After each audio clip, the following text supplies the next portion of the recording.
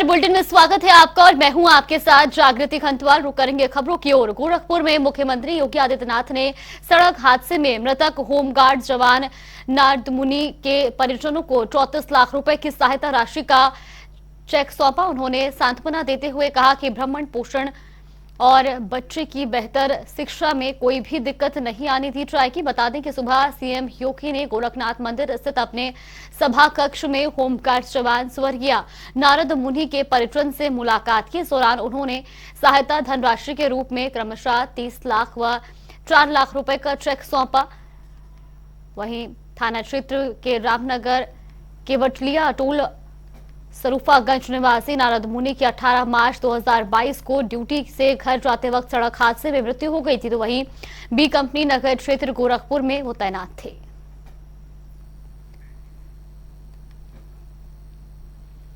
विधान परिषद के शिक्षक और स्नातक वर्ग के चुनावों को लेकर भारतीय जनता पार्टी की महत्वपूर्ण बैठक हुई। संगठन में बदलाव को लेकर भूपेंद्र सिंह चौधरी ने कहा कि आंशिक बदलाव किए जाएंगे, जबकि प्रयागराज से विधायक और पूर्व मंत्री सिद्धार्थ नाथ सिंह ने कहा कि बैठक बहुत महत्वपूर्ण है, जिसके आधार पर इस चुनाव की रणनीति तय होगी और हम आगे काम करके चुनाव में जीत हासिल करेंगे। माना जा रहा है कि इस बैठक में विधान परिषद चुनाव को लेकर जरूरी दिशा निर्देश दिए जाएंगे, जिनके जरिए सभी महत्वपूर्ण सीटों पर भाजपा को जीत हासिल करने का लक्ष्य सुनिश्चित किया जाएगा। इस बैठक में विधान परिषद में स्नातक और शिक्षक क्षेत्र के चुनाव को लेकर किस तरह से जमीन पर उतरना है और कैसे कार्यकर्ताओं और मतदाताओं को जोड़ना है, इस पर विस्तृत चर्चा की गई। यहाँ नगर निकाय से संबंधित थोड़ी एमएलसी की जो 5 सीटें हैं, 3 स्नातक की, 2 शिक्षक की, हमने 5 अपने प्रत्याशी घोषित करके हम लोग चुनाव लड़ रहे हैं। हमने पूरी तैयारी की है चुनाव के लिए। तो चुनाव में रणनीतिक रूप से चुनाव हमें जीतने के लिए लड़ना है। तो हम अपने पार्टी के कार्यकर्ताओं को काम का विभाजन करके कार्य करें और वोटों से किस प्रकार से मतदाताओं से संपर्क करके भारतीय जनता पार्टी के प्रत्याशी के पक्ष में मतदान करने के लिए उन्हें प्रेरित करना है, इसका पूरा तैयारी के सिलसिले में आज ये बैठक है। पार्टी सरकार आने के बाद जहां बेरोजगारी की दर 8% से ऊपर थी, अखिलेश जी छोड़ के गए थे, आज 2.9% रह गई है और आगे आने वाले 4-5 सालों में इसी सरकार में हम ये बेरोजगारी दर को 0 कर देंगे। भारतीय जनता पार्टी जो 5 एमएलसी के जो चुनाव हैं उसको बहुत सीरियसली लड़ रही है और जीतने के लिए लड़ रही है। तो हम सभी लोगों का दायित्व बनेगा कि जो भी कार्यक्रम जो उस पार्टी से मिलता है, जिस प्रकार की योजना है वो हम लोग को बताई जाएगी। उस योजना के तहत हम लोग नीचे वो काम करेंगे। सपा मुखिया अखिलेश यादव आज सपा विधायक मनोज पांडे की मां की पुण्यतिथि में पहुंचे थे। इस दौरान मीडिया को बयान देते हुए उन्होंने मौजूदा सरकार पर जमकर हमला बोला। महंगाई और बेरोजगारी पर सरकार को घेरते हुए अखिलेश यादव ने कहा कि प्रदेश का युवा बेरोजगार है, विकास के नाम पर सरकार ने कुछ नहीं किया। भाजपा सरकार की एक भी योजना जमीन पर नहीं दिखती। वहीं रायबरेली में सोमू ढाबा गिराए जाने को भाजपा की तानाशाही बताते हुए अखिलेश यादव ने उन्हें धमकी दी। उन्होंने कहा कि ये रास्ता दिखा रहे हैं कि हमारी सरकार आई तो हम भी बिल्डिंग गिराएंगे। ये जो पानी का जहाज जो चल रहा है, ये पिछले कई वर्षों से चल रहा है, ये नया नहीं है। मुझे तो किसी ने जानकारी दी है 17 साल से ये चल रहा है और केवल कुछ हिस्सा जोड़ दिया है, उसको कह रहे कि हमने शुरू किया है। ये बीजेपी के लोग प्रचार करने में, झूठ बोलने में बहुत आगे हैं और सुनने में यहां तक आया है कि जो पानी का जो जहाज है क्रूज, वो अकेला क्रूज नहीं है, उसमें कुछ और भी है, उसमें बार भी सुनने में आ रहा है। तो बताओ, माँ गंगा पर अभी तक तो हम लोग आरती सुनते थे, पूजा पाठ की चीजें सुनते थे। हम लोग कई बार वहां पर गए हैं, नाव में बैठे हैं, तो लोग समझाते हैं कि ये चीज करनी है, ये चीज नहीं करनी है, क्योंकि ये धार्मिक स्थान है। तो अब ये क्रूज में बाहर है कि नहीं बाहर है, ये तो बीजेपी वाले बता सकते हैं, हम तो गए नहीं उसके अंदर। सोचिए, जो डिप्टी सीएम हो, जिनके पास बजट नहीं हो। अभी कल परसों मुझे पता लगा, अखबार मैंने पढ़ा कि उसमें एक इन्होंने एम्बुलेंस खरीदी थी, गड्ढा भरने की एम्बुलेंस। सोच सकते हो आप, एक गड्ढा भरने की एम्बुलेंस खरीदी थी। वो एम्बुलेंस ही नहीं चल रही है जब वो पीडब्ल्यूडी मिनिस्टर थी। सोचिए कितने बजट के मालिक थे, और आज जिस विभाग में है उसका अपना कोई बजट नहीं है। तो बताइए उनका प्रमोशन हुआ है या डिमोशन हुआ है? लेकिन उन्हें तो यही नहीं पता है कि स्टूल क्या हो। और आपको सीधा लिए चलते उत्तराखंड, जहां पर आपदा सचिव रंजीत खुराना क्या कुछ कह रहे हैं वो भी आपको सुनवाते हैं। उतना ही संख्या है। कुल जो बांटी गई धनराशि 3,65,000 है। जो SDRF से 1,30,000 दिया गया वो परिवारों की संख्या 10 है, 13 लाख बांटे गए। मकान किराया के लिए 3 लोगों को दिया गया है, लेकिन जैसा आप अवगत हैं उसको 5,000 कर दिया गया है। और परिवारों ने अप्लाई किया है इसके लिए, जैसा इस जिलाधिकारी से वार्ता हुई, लगभग 10 परिवारों ने और अप्लाई किया है, मकान किराए की मांग की है, तो उसको कराया जा रहा है। जो 1,50,000 की स्वीकृति दी गई थी उसमें जो अब तक बांटे गए हैं 1,50,000, 125 परिवारों को बांटे गए हैं। 1,87,50,000 की धनराशि वितरित कर दी गई है। अभी बारिश के कारण थोड़ी ठंड बढ़ी है और उसके लिए राहत शिविरों में हीटर की व्यवस्था की गई है और अलाव जलाए गए हैं। एक जो टेम्पररी शेल्टर बनाने की बात थी उसमें ये निर्णय हुआ है अभी भारत सरकार के स्तर से कि मॉडल टेम्पररी शेल्टर बनाया जाए। जनपद में बात हुई, वहाँ पे परिवारों से वार्ता की जा रही है। अगर कोई परिवार सहमत होता है, उसका स्थल सुरक्षित है, तो उनके लिए ये टेम्पररी शेल्टर प्री फैब्रिकेटेड निर्मित किया जाएगा, जिसमें वो रहेंगे भी और लोगों के लिए काइंड ऑफ डेमोन्स्ट्रेशन भी होगा कि अगर वो चाहेंगे और परिवार तो उनके लिए बनाई जा सकती है। ये कहाँ बनाएंगे? ये जोशीमठ के आसपास जो परिवार, विस्थापित परिवार जिनके कोई जगह है जिनके पास और वो सुरक्षित है, तो वहाँ पर हम उनको बना कर देंगे और वो उसमें रहेंगे भी और अन्य परिवार उसको देख भी लें और उसके बाद सहमति देंगे तो उनके लिए बनाई जाएगी।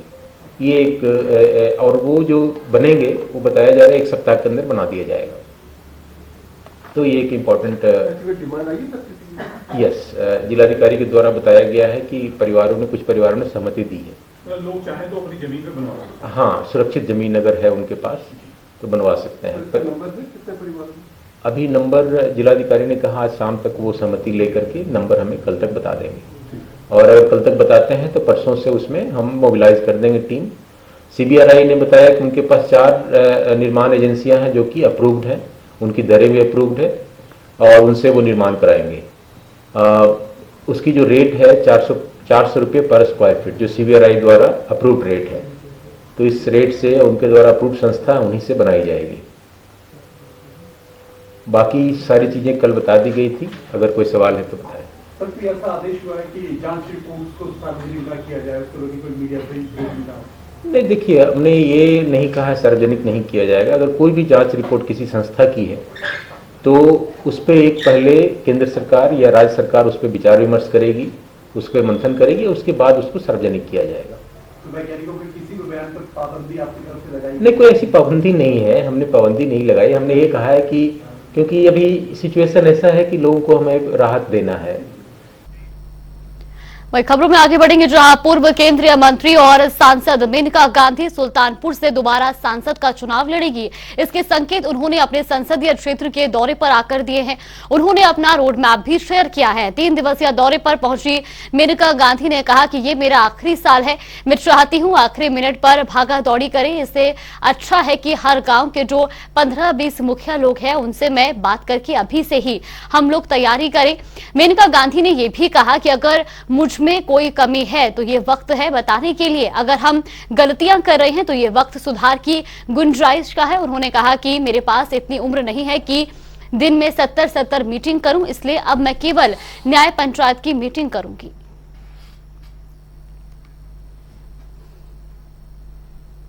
वहीं रामपुर में सपा के वरिष्ठ नेता पूर्व मंत्री मोहम्मद आजम खान की मनमानी ने के एक और मुकदमे में गुरुवार को मुंबई की मेट्रोपॉलिटन कोर्ट में पेशी थी, जिसके लिए आजम खान गुरुवार को दिल्ली एयरपोर्ट से मुंबई के लिए रवाना हुए थे। इसी बीच किसी ने आजम खान का एयरपोर्ट में एंट्री करते हुए वीडियो बनाते में अभद्र भाषा में तरह तरह के आरोप लगाते हुए वीडियो को सोशल मीडिया पर वायरल कर दिया, जिस पर आजम खान की पत्नी डॉक्टर तज़ीन फातिमा, पूर्व विधायक, पूर्व राज्यसभा सदस्य ने नाराजगी जताते हुए कार्रवाई की मांग की है। मैं ये कहना चाहती हूँ कि क्या आजम खान साहब की छवि को, उनकी प्रतिष्ठा और सम्मान को ठेस पहुंचाने के लिए, उसे नुकसान पहुंचाने के लिए इस हद तक भी लोग गिर सकते हैं कि आजम खान साहब को कल बॉम्बे कोर्ट में उन्हें बुलाया गया था, बाकायदा सम्मन था, सम्मन यहाँ की कोर्ट में रिसीव करा दिया गया था और कल वो कोर्ट में वहाँ अपीयर हुए थे। लेकिन कुछ शरपसंद लोगों ने यहाँ एक ऐसा वीडियो वायरल किया है कि उन्हें कोर्ट में नहीं जाना था, न कोर्ट में कोई वारंट था और ना ही कोई उन्हें बुलाया गया था। वो सिर्फ यहाँ की सज़ा से बचने के लिए वहाँ गए थे और ऐसा जिन्होंने ये इस्तिगासा किया था आज़म साहब के ख़िलाफ़, उन्होंने भी ये कहा कि यहाँ कोई वारंट नहीं था और वो सिर्फ यहाँ की सज़ा से बचने के लिए वहाँ गए थे। तो मैं ये कहना चाहती हूँ कि जिस तरह की भाषा का प्रयोग इस वीडियो में किया गया है, जिसे वायरल भी किया गया है, क्या ये हेट स्पीच के अंदर नहीं आता है? और मेरा आग्रह है, ये कोर्ट से भी आग्रह है कि इस तरह के जो वीडियो हैं उन पर कार्रवाई की जाए। तो किस तरह का वीडियो वायरल किया गया है, क्या उसमें बातें कही गई हैं? और देखिए, बेहद अभद्र भाषा का प्रयोग किया गया है कि ये देखो ये जा रहा है आजम, ये उसमें कोई ये भी कह रहा है कि देखो ये शायद देश छोड़कर जा रहा है, बाहर भाग रहा है, ये तमाम बातें कही गई हैं। तो क्या इस पर वीडियो में कही गई ये बातें हेट स्पीच के अंदर नहीं आती हैं? तो क्या चाहती हैं इस मामले में? मैं ये चाहती हूँ कि ऐसे वीडियोस पर कार्रवाई की जाए और जिस तरह से हेट स्पीच पर और कार्रवाइयाँ हो रही हैं, इस पर भी कार्रवाई की जाए। और जिन लोगों ने ये मतलब कोर्ट का कौन झूठ बोल सकता है कि कोर्ट ने नहीं बुलाया है और कौन किस तरह से कोर्ट में पहुंच जाएगा बगैर तारीख के, इसकी जांच की जाए। खिचड़ी का त्योहार पूरे धूमधाम से मनाया जा रहा है। इस त्योहार के पीछे दो कारण हैं। पहला तो वैज्ञानिक और दूसरा आध्यात्म से जुड़ा हुआ है। आज के दिन से भगवान भास्कर की किरणें धरती पर सीधे आना शुरू हो जाती हैं। दूसरा, स्वामी हंसानंद जी से सुन लीजिए कि वो क्या कहते हैं।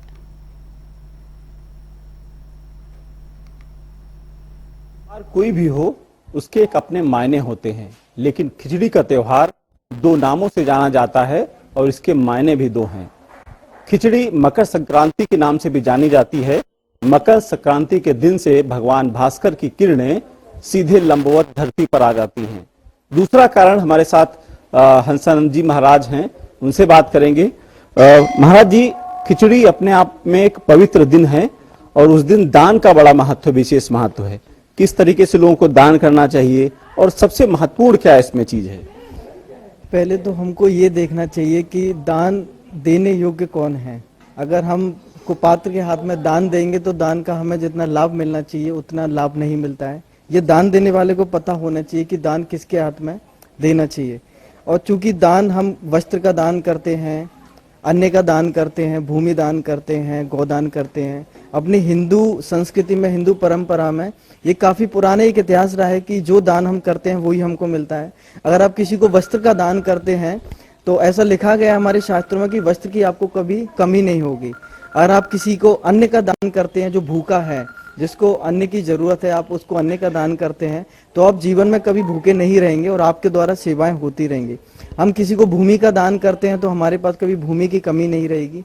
गौ का दान करते हैं तो गाय, चूंकि उसके अंदर 33 कोटि देवी देवता वास करते हैं, अगर गाय का हम किसी को दान करते हैं तो कभी भी हमारे ऊपर कोई संकट नहीं आएगा, किसी भी तरह की हमारे ऊपर समस्या नहीं रहेगी। ये दान का महत्व है, क्योंकि हम जो दान करते हैं वही हमको रिटर्न में मिलता है। ऐसा ईश्वर का विधान है। आप किसी को अपना क्रोध दान करोगे तो आपके पास क्रोध कभी नहीं आएगा। ईर्ष्या दान करोगे तो ईर्ष्या आपके पास कभी नहीं आएगी। तो आध्यात्मिक दान एक अलग रहता है और एक भौतिक दान अलग रहता है। ये दान के महत्व हैं। आज खिचड़ी का जो पवित्र दिन माना जाता है, आज के दिन से ऐसा मान्यता है कि खराब दिन है वो समाप्ति की ओर होते हैं, आज से अच्छे दिन की स्टार्ट होते हैं, शुरू हो जाते हैं। तो उसमें क्यों ऐसा होता है और इसके लोगों को क्या किस हिसाब से चलना चाहिए ताकि उसको सुख समृद्धि प्राप्त होती रहे? जी ये विशेष एक दिन है। आज के दिन से जो नेगेटिव जो ऊर्जा रहती है वो कम होने लगती है। कहीं भी आप धार्मिक क्षेत्रों पर जाएंगे, पवित्र स्थानों पर जाएंगे, अपने नदियों के तट पे जाएंगे, मंदिरों के तटों पे जाएंगे, जो भी धार्मिक क्षेत्र तीर्थ यात्रा पे जाएंगे, तो आज के दिन से जो नेगेटिव ऊर्जा जो रहती है हमारे वातावरण में, हमारी पृथ्वी की, वो धीरे धीरे कम होने लगती है। और जो सूर्य की जो किरणें हैं, हमारे भास्कर की जो किरणें हैं, वो पॉजिटिव वे में आज के दिन से सब जगह फैलने लगती हैं। चूंकि और आज के दिन से सभी शुभ कार्य चालू हो जाते हैं। और जैसे आपने देखा हो पृथ्वी पे अपने सूर्य की किरणें एकदम हल्की सी होंगी, पेड़ पौधे हल्के से होंगे, और वातावरण है जो वो भी पॉजिटिव एनर्जी में एक अपने वे में चलता रहता है। वो आज के दिन से ही स्टार्ट होता है, ऐसा अपने संस्कृति में लिखा हुआ है। एक आखिरी सवाल महाराज जी है, क्योंकि आप माँ काली के पुजारी भी हैं, इस मंदिर का नाम बड़ी काली जी के नाम से क्यों प्रसिद्ध है? इसके पीछे क्या कुछ राज है? जी, चूंकि ये काफी पुराना इतिहास है और यहाँ के काफी लोगों से, पुराने लोगों से मिले हैं, क्योंकि हमें तो ज्यादा अभी आयु नहीं है हमारी, लेकिन जितना हमने पढ़ रखा है उसके हिसाब से हमने देखा शास्त्रों में। यहाँ के लोगों से भी जब हमने पूछा, चूंकि मुगल कालीन जब शासक था तो औरंगजेब करके एक शासक था, तो काफी उपद्रवी था। उसका काम ही था केवल मंदिरों को क्षतिग्रस्त करना, अपने हिंदू धर्म को खत्म करना, मंदिरों को तोड़ना। और चूंकि मुसलमान जितने भी शासक रहे, वो काली माता को कभी उन्हें क्षतिग्रस्त नहीं किया है। काली माता के मंदिरों को उन्हें कभी भी बिगाड़ा नहीं है, ना उनको कभी छेड़ाछाड़ी की है। तो वो काली माता को मानते थे। तो यहाँ के लोगों ने, जो जन समुदाय है, उन्होंने बैठ के एक निर्णय किया कि हमको इस मंदिर को काली माता के नाम से आज से हम पूजेंगे, इसको बड़ी काली जी का नाम देंगे इसको। चूंकि ये मंदिर मूल में क्या है कि लक्ष्मी नारायण जी के स्वरूप में जो प्रतिमा है हमारे गर्भगृह के सामने, ये लक्ष्मी नारायण जी के रूप में स्थापित है। आदि गुरु शंकराचार्य में लक्ष्मी पार्वती जी के रूप में ही इनको स्थापित किया गया था। चूंकि औरंगजेब था तो इसलिए उसका नाम बड़ी काली जी मंदिर किया गया था। ये इसके पीछे इसका इतिहास है। भक्तों की संख्या लगातार कम होती जा रही है। अब लोगों के अंदर जो युवा पीढ़ी है, उस तरीके से, जिस तरीके से पहले भगवान की भक्ति होती थी, सत्संग होता था, साक्षार्थ होता था कि एक दूसरे का, अब वो नहीं रह गई है। क्यों ऐसा होता जा रहा है? अरे ये तो सभी लोग जानते हैं, आप भी जानते हैं कि युवा मंदिरों में क्यों कम आते हैं। आजकल मंदिरों में इतने सारे पब खुल गए हैं, होटल खुल गए हैं, रेस्टोरेंट खुल गए हैं, मनोरंजन के साधन खुल गए हैं, मोबाइल है, तो आदमी बैठ के ऑनलाइन दर्शन कर लेता है, टेक्नोलॉजी का यूज करता है। और ये तो एक पॉजिटिव भी है और ये नेगेटिव भी। अगर कोई अमेरिका में बैठा हुआ है या यहाँ से बहुत दूर बैठा हुआ और उसकी आस्था है मंदिर में, तो वो मंदिर तो नहीं आ पाएगा डेली, या महीने में भी एक बार नहीं आ पाएगा, लेकिन ऑनलाइन बैठ के दर्शन ले सकता है।